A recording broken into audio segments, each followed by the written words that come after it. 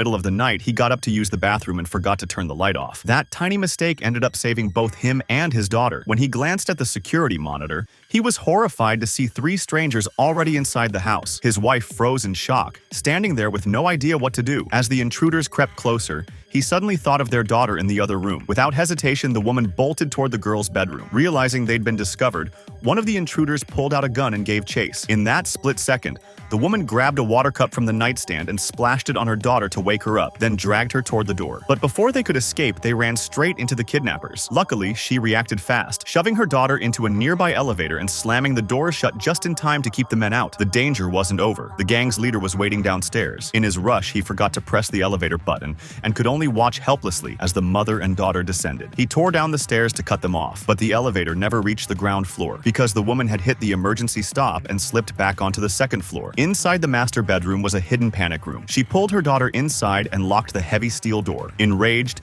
the kidnappers pounded furiously on the metal, but there was no way in. Huddled together, the two finally caught their breath. The woman picked up the phone to call the police, only to remember it was their first day in the new house. The panic room's phone line wasn't hooked up yet. Spotting the intercom system, she tried bluffing, broadcasting a threat that the police were on their way and demanding the intruders leave. But the men had already cut the lines before coming in. They laughed and said all they wanted was the safe inside the panic room, and if she handed it over, they'd leave immediately. What they didn't realize was that she knew even less about the house than they did. She had no idea where any safe was, and she refused to open the door. Frustrated, the men tried drilling from below, only to find thick steel blocking them. Just then, the woman heard tapping through the wall. Her quick-thinking daughter guessed it was a neighbor. They shouted desperately for help, but the panic room's walls were so thick that no one could hear. The tapping eventually stopped, and before they could relax, the kidnappers began smashing through the bedroom wall. Within minutes, pipes were exposed. The men, with years of construction experience, had found the panic room's ventilation system. They bored a hole, jammed a gas line inside, sealed it, and cranked the valve wide open. Gas poured into the room. The woman immediately sensed something was wrong. She told her daughter to get down and rushed to check the vent. A wave of suffocating gas nearly knocked her out. The intruders turned the valve even further, and soon the panic room was choking with fumes. Just when it seemed hopeless, her daughter discovered a tiny corner vent and managed to suck in a few breaths of fresh air. The woman held her breath, grabbed some duct tape, and began sealing the vents. But as she worked, one strip tore wide open behind her, and gas continued to pour in. If this kept up, they'd be dead before the kidnappers even broke through. That's when she spotted a small torchlighter in the storage box. A daring plan flashed through her mind. Her daughter's eyes widened. She knew exactly what her mother was about to do.